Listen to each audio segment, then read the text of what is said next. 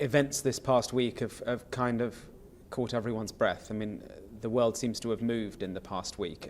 From your perspective, how much more danger are the British people in now as a consequence of what has unfolded in the Middle East?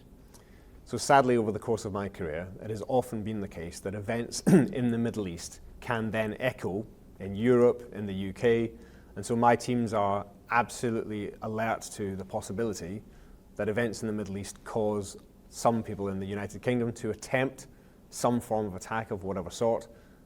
That is not a new phenomenon, but clearly at a time like this, we are focused with particular intensity on the possibility of risks materialising.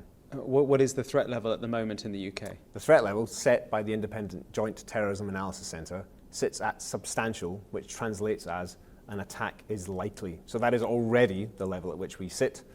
Clearly there are other levels, and the analysts within the Joint Terrorism Analysis Centre will be keeping under review whether that remains the appropriate level.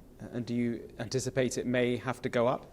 I wouldn't want to speculate, but if the evidence is there to justify a rise, then of course that's what those analysts will recommend. Now, there's been an attack in Belgium. There's been attacks here as well. That must give you pause. That must make you worry. I spent large parts of my career seeking to detect terrorist plotting in time to get ahead of it. So I am, in effect, always concerned about those risks. But yes, naturally, the events of the last 2 weeks have sharpened that concern still further. And it seems that you have multiple threats. I mean, when we're talking specifically about what's happened over the course of the past week, that raises the threat in terms of anti-Semitic attacks, it raises the threat in terms of Islamophobic attacks. I mean, it seems to be coming from all sides. MI5 is not short of things to do. On terrorism, our dominant risk remains the threat of terrorism from those inspired by Islamist extremist ideologies. We also now, in Great Britain these days, about a quarter of our counter-terrorist work comes from the extreme right-wing terrorist individuals.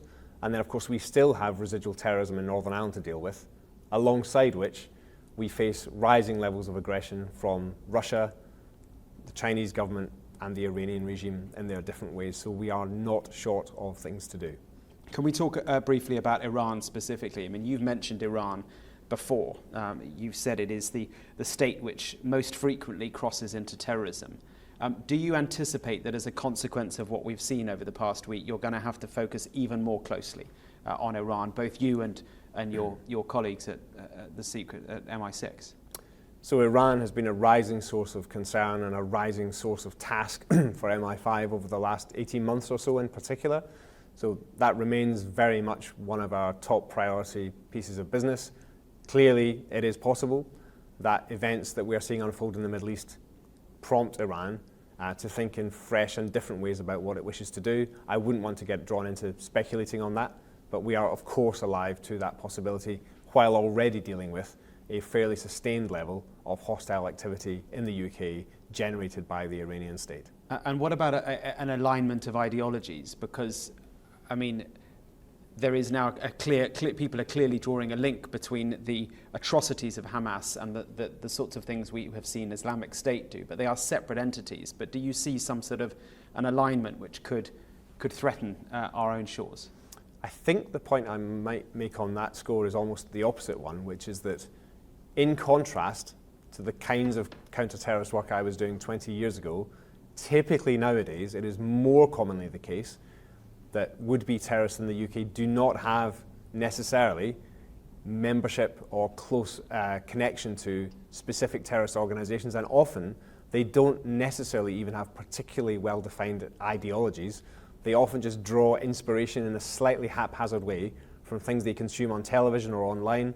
And so yes, it is possible that there could become different alignments between the major groupings that you've referred to, but much of the UK risk won't necessarily be driven by events at that level. It will be driven more in slightly haphazard ways by often lone individuals self-initiating and mobilizing towards some form of violence based on their sometimes distorted understanding of what they consume on the internet.